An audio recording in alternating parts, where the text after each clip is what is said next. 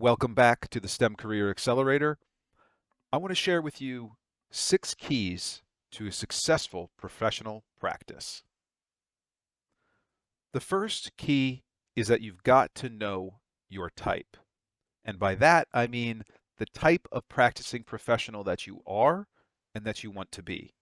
This may seem quite simple, but it's an important step in the process to transforming your career because you need to make some critical decisions. Do you want to be an employee? Do you want to work as an independent contractor or consultant? Do you want to be a business owner and an entrepreneur? So these are not mutually exclusive. For instance, if you're an independent contractor or consultant, essentially you own your own business, but you may not be an entrepreneur in that process. I'll talk a little bit about what that really means in a couple of slides here. Employee is pretty straightforward, though. You work for somebody else's company and you take directives. The level of autonomy that you have in those sorts of roles is not necessarily up to you. But the majority of the workforce are employees. The second key is understanding the nature of practice. What is really at the core of professional practice? It comes down to the nature of the work and the nature of the transaction. So the nature of the work for business owners and independents are that they're X-shaped. So because they own a business and they are a STEM professional, they are scientists and engineers, but they also do marketing and sales. They manage the company and other people. They do administration. Employees are different. They're T-shaped. They don't have all these other facets. And so they may be a subject matter expert or a ladder climber. They may be a job hopper. But the nature of the transaction is different. The nature of the transaction for a business owner is that they have access to a scalable income. That means, for better or worse, the decisions they make and the actions they take will either result in a dwindling and disappearing income or an income that can scale well beyond what a typical STEM salary would be into the multiple hundreds of thousands or millions or even higher range. However, an employee and independent contractors and consultants can only negotiate compensation up to a certain limit. And that's determined by the people that own the business because they're ultimately trying to scrape up most of the profits. That is the main difference between the nature of the transaction for a business owner versus an employee. An employee, the transaction is I put in my hours, I submit my timesheet, and you give me my salary, or you pay me by the hour, or some other various types of compensation. If you're an independent consultant or contractor, you may negotiate a more profitable rate, but ultimately you're limited by the number of hours you're allocated, the number of hours that you work, and what you've agreed to be paid for those hours, or for lump sum for the contract. You're not going to be able to scale the income in the same way that a business owner scales their income. If you think back to one of the first exercises that you worked on, the focus and control exercise, this is about knowing the balance. Remember that mindset exercise? Well, it's still important today because what that really tells us about is what we are focused on and what we're in control of. Is it time? Are you focused on time? Are you in control of your time? Money? How much money is in your control? How much control do you have over how much money you make? Are you focused on money? Do you care about money? Stress. Do you think about your stress all the time? Do you experience stress all the time? Are you able to reduce your stress? Can you control it? This is called the stress time money triangle. It's a classical problem where basically you never have the balance, or you try to achieve and maybe can't achieve the balance of the perfect amount of time towards work, the perfect amount of money from work, and the perfect amount of stress related to work. Everything seems to be in balance. You can typically get get better progress on two of these, but it's hard to make perfect progress on all three. But there's the other side to this, which is achievement. Let's not forget achievement, because achievement isn't necessarily about money.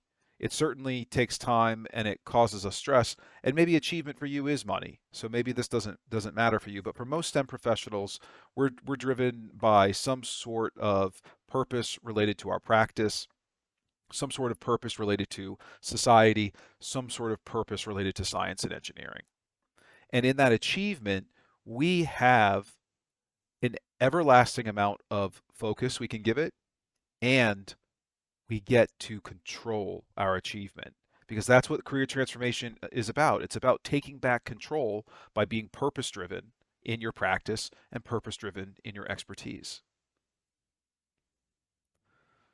The fourth key to a successful professional practice is understanding that some achievements are just a means to an end.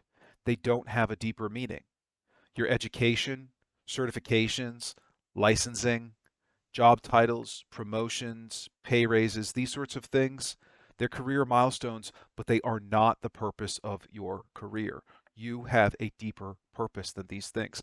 Yes, these are all important things. They're all wonderful things to have, and some of them are fundamental. Most STEM professionals can't work in a STEM practice without the right education.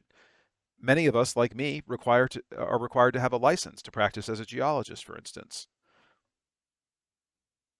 The key here is to celebrate the rewards.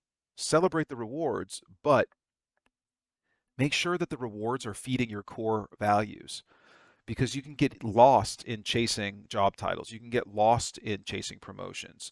You can get lost in thinking that certifications and licensing are the pinnacle of your career, that somehow you've reached a climax once you've gotten that license or once you've finished your PhD. Those are all just beginnings. Those are the starts of something great. The great parts of your professional practice, the great parts of practicing in your expertise. So don't get bogged down in that. Realize that some of these achievements are just a means to an end. And number five, the truth is, in my opinion, professionalism is bullshit. It doesn't mean that it's worthless, but it is bullshit. And it's bullshit because of the corporate style of professionalism. It's a facade. It's fake. It's inauthentic. It's something that corporations have used in order to inflict a hierarchy upon us, in order to gain control of us, and in order to thwart our focus away from having great careers. And they use buzzwords and all these sorts of things, and they tell you to dress professional, act professional, be professional, without actually really telling you the meat of what that means. And it's because their deeper purpose for pushing professionalism is about pushing productivity. It's about pushing for profit. So don't accept the corporation's definition of professionalism. Because if you don't want professionalism to be bullshit, if you don't want your behavior in your profession to be bullshit, then do these. Then do these things instead. Be purpose driven. Because when you are purpose driven, you are driven by some level of authenticity that many others do not have.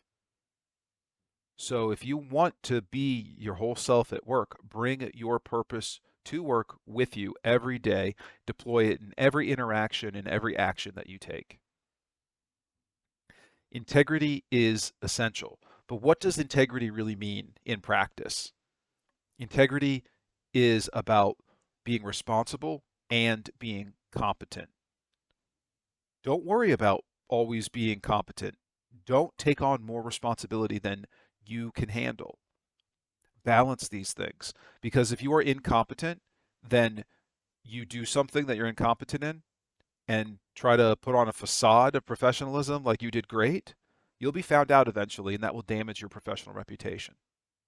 So integrity is about being responsible and competent. Integrity is also about being true to your purpose and your core values. Integrity has a direct connection to authenticity and a direct connection to purpose. So if you want to have integrity on the job, make sure you're being authentic and make sure you're staying connected to your purpose. People and relationships come first. But the key here is that the corporate style of professionalism might push you to respect the hierarchy, for instance.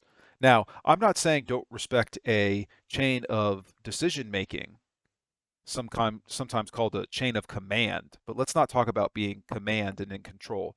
Let's talk about us each as professionals sharing responsibilities and saying that at some point, in order to be practical, we need to have an order of operations for decision making. And so respect the order of operations for decision making, but don't put people on a pedestal just because they have a title or the corporation says they're higher than you in the hierarchy. But also don't put people on the back burner. Don't put people that the corporation says are below you in the hierarchy on the back burner. Don't put them out to pasture. Don't leave them behind. Bring them along with you. Every single person, every single professional in your network, at your company, on the job is important. Treat them equally and put those relationships first.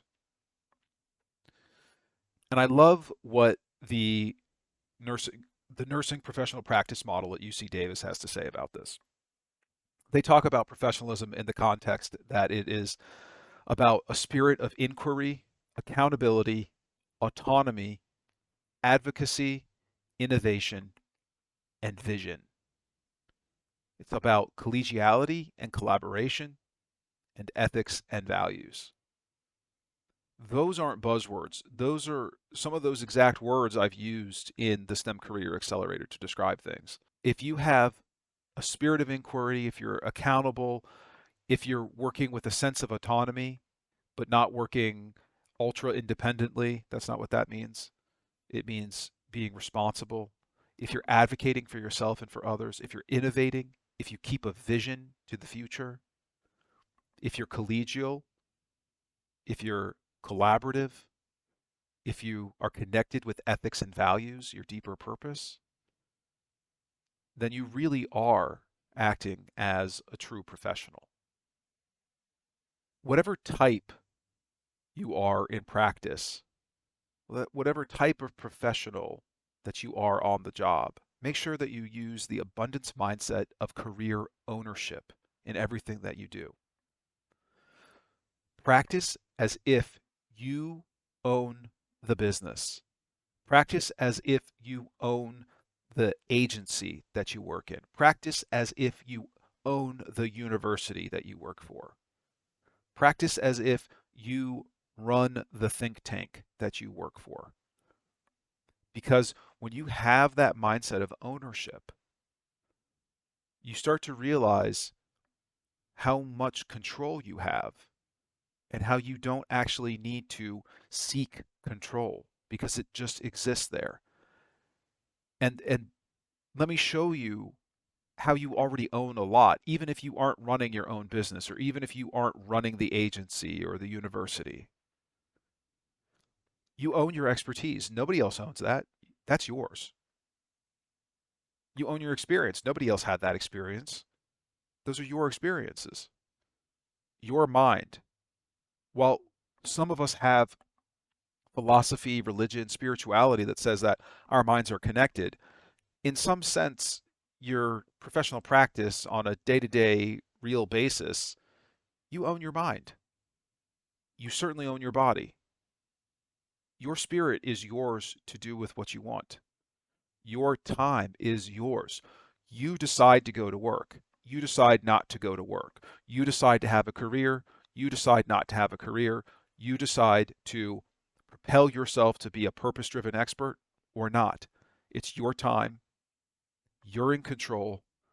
These are your choices. And if you have the abundance mindset of career ownership, where you recognize the abundance of things that you own already, the abundance of things that you're in control of, regardless of what type of professional practice you have leveraged such an important mindset if you carry this forward. Thank you for listening. I will see you in the next lesson.